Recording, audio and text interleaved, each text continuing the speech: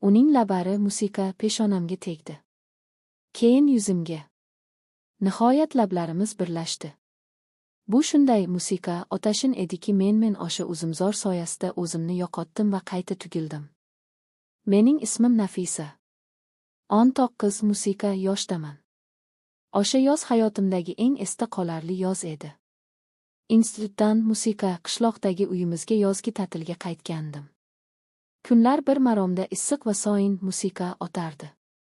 Ammo kechalari boshqacha edi. Osmonda yulduzlar, musiqa, charaqlar, havo salqin tortib. Allaqanday sirli bir muhit hukm surardi. Qo'shnimiz Saad opaning o'g'li Azamat. U mendan musiqa 3 yosh katta. Bolaligimiz birga o'tgan. Birga o'ynardik, birga ulgaydik. Musiqa, lekin men institutga ketganimdan keyin u ancha o'zgargandi. Musiqa, u endi yigitcha emas, haqiqiy yigitga aylangandi. Boyari cho'zilgan, yelkalari musiqa kengaygan, nigohlari esa endi bolalar beg'ubor emasdi. Ularda musiqa boshqa bir ma'no, boshqa bir ol paydo bo'lgandi. Yoki men uni shunday ko'rayotgandim. Osha oqson men hovlimizdagi musiqa so'rida yulduzlarga termulib choy ichib o'tirardim. Orqamdan tanish. Ammo endi chuqurlashgan musiqa ovoz eshitildi. Yana yolg'izlikni kuchib o'tiribsanmi, Nafisa? Bu Azamat edi. U kulib turardi, ammo ko'zlari meni butunlay musiqa o'rganardi. Yuragim gupillab ketdi.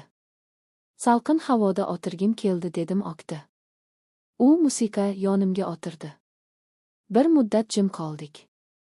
Faqat chigirtkalarning musiqa chirillashi eshitilardi. Sen ancha o'zgaribsan, dedi u nihoyat.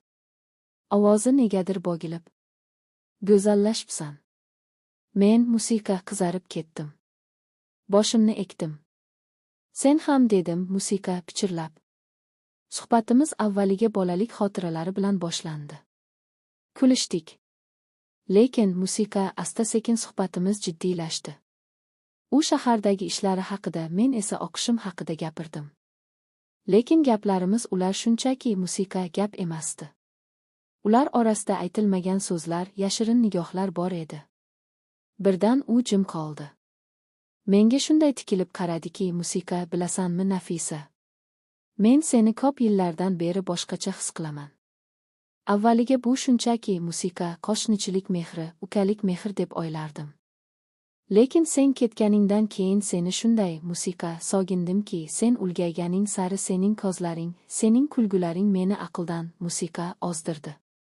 Yuragim xafasdan chiqib ketayozdi. Men so'z topolmadim. Musiqa, ammo ko'zlarim unga allaqachon javob berib bo'lgandi. U asta qo'limni ushladi. Qo'llari musiqa qaynoq kuchli. Ammo shunday mayin ediki men qarshilik ko'rsatmadim. Bu men kutgan musiqa, ichimdan orzu qilgan lahza edi. Qo'rqyapsanmi? Yo'q. Faqat bu tuyg'u, bu musiqa shunday kuchli ediki, yuragim bizimga tiqilgandek edi. Azamat musiqa asta qo'limdan tortib o'rnidan turdi. Meni hovlimiz orqasidagi oyirida yaltirab musiqa turgan uzumzor tomon boshladi. O'sha yerda salqin tog'lar soyasida biz yana yuzma-yuz keldik. Havo yomg'iriga to'lgandi. Go'yo tabiat ham bu tunning sirli bo'lishini musiqa bilgandek edi. Menga yaqinlashdi. Nafasi yuzimga urildi. Musiqa uning lablari peshonamga tegdi. Keyin chakalarimga, yuzimga. Nihoyat lablarimiz birlashdi. Musiqa, bu mening birinchi bo'lsam edi. Ammo bu shunchaki oddiy bo'lsa emasdi. Bu yillar davomida yig'ilgan sog'inchning, musiqa, aytilmagan hisning portlashi edi. Bu shunday mehrli, shunday musiqa ehtirosli ediki, men ko'zlarimni yumdim. U meni bag'riga bosdi. Uning quchog'i musiqa shunday issiq, shunday himoyalovchi edi. Men unga suyanarkanman. Butun dunyo yo'qolib qolgandek tuyuldi. Musiqa faqat u va men. Osha tun biz oramizdagi his-tuyg'ularga bo'ysundik. Uning o'pichlari chuqurlashdi, musiqa talabchanlashdi. Qo'llari sochlarim orasiga kirib boshimni o'ziga musiqa tortdi. Mening ham qo'llarim beixtiyor uning kuchli yelkasini topdi. Musiqa bu men yillar davomida orzu qilgan his edi. Uning qo'llari belimdan pastga sirgalarkan, musiqa men titrab ketdim. Nafisa jonim, musiqa, dedi u hansira. Men to'xtay olmayman. To'xtamang, dedim men ham pichirlab o'zimni yo'qotib. U meni avaylab yerga yumshoq maysaning ustiga yotqizdi.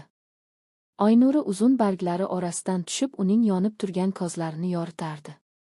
U sekin ko'ylagimning tugmalarini yechib boshladi. Uning barmoqlari tanamga tekkanida musiqa men olib yonayotgandek edim. Men uyalardim. Ammo bu uyat shunday shirin ediki, u yechindi. Musiqa uning kuchli yosh tanasi oy nurida yanada jozibali ko'rinardi. U mening tanamni o'rganar ekan. Men hayajondan nafas ololmay qolgandim. Uning lablari oq, uning musiqa lablari. Ular mening tanamning har bir nuqtasini uyg'otdi. Bo'ynimni, yelkalarimni, ko'kraklarimni. U ularni avval mayinlik bilan o'pdi. Musiqa keyin esadan sekin tishlab oldi. Men oq urib yubordim. Bu lazzatdan musiqa boshim aylanib ketdi.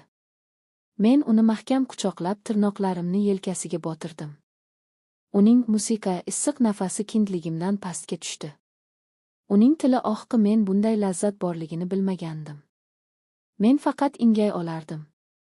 U mening ayolligimni shunday musiqa ehtiros bilan o'pardiki, men aqldan oza yozdim. Men butunlay unga taslim bo'lgandim. Nihoyat u ustimga chiqdi.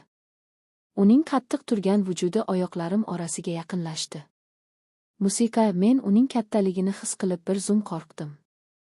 Musiqa, bo'shashing jonim, dedi u pichirlab. Sekin ammo ustalik bilan ichimga kirgazdi. Musiqa, men ko'zlarimni qattiq yumib, labimni tishladim. Bu og'riq va lazzatning musiqa portlashi edi. U bir soniya to'xtadi. Keyin sekin harakatlana boshladi. Chuqur va mayin. Har bir harakat bilan men o'zimni yo'qotib borardim. Musiqa bu shunchalik kuchli, shunchalik yangi his ediki, men uzoqqa bormadim. Men qattiq musiqa qaltirab uning yelkasini tirnab bo'shashdim. U to'xtamadi. U jilmaydi. Endi haqiqiy musiqa lazzat boshlanadi, Nafisa. Endi u tezlashdi. Uning har musiqa bir zarbasi meni lazzatning choqqisiga olib chiqayotgandek edi. Men uning belini tirnardim. Oyoqlarimni uning beliga chirmadim. Uning ingrashi mening gashim. Biz ikki vujud emas, bir butun olva edik. Nihoyat musiqa u chuqur ingrab sochlarimdan tortgancha ichimga otildi. Men ham uning ortidan larzaga keldim. Musiqa butun tanam qaltirab bo'shashdi. Biz bir necha daqiqa shunday musiqa qoldik. Terlagan, hansiragan, ammo allaqanday bir galati, gunohkor baxtni his qilgan holda. Ertasi musiqa kuni tongda uyg'onganimda tanam og'riqdan zirkirardi. Ammo lablarimda uning bolsasining ta'mi, qalbimda musiqa esa iliqlik bor edi. O'sha kundan keyin bizning yashirin hayotimiz musiqa boshlandi. Kunduzlari shunchaki qo'shnilar, musiqa, kechalari esa imkon topildi deguncha o'sha uzumzor soyasida uchrashardik. Biz gaplashardik, musiqa, kulishardik va sevishardik. Har bir uchrashuvimiz avvalgisidan ham otashunroq bo'lardi. Men musiqa uning tanasini o'rgandim, u menikini. Biz bir-birimizga toymasdik. Men endi avvalgi tortinchoq qiz musiqa emasdim. Men sevgan va sevilgan ayol edim. Men undagi bu o'zgarishni his qilardim. Men senga uylanishni istayman, musiqa. Nafisa, dedi u bir kuni sochlarimni sap. Sensiz yashay olmayman. Sen, musiqa, men uchun birinchi va yagonasan. Yuragim erib ketdi. Bu men orzu qilgan so'zlar musiqa edi. U meni nafaqat tanam uchun, balki qalbim uchun sevgan edi. Bugun musiqa biz turmush qurganmiz, baxtlimiz. Har galha musiqa yozgi tunni eslasak, ikkimiz ham jilmayib qo'yamiz. Chunki bu nafaqat mening birinchi kecham, musiqa, balki bizning abadiy sevgimiz boshlangan o'sha sehrli tun edi. Ja, musiqa.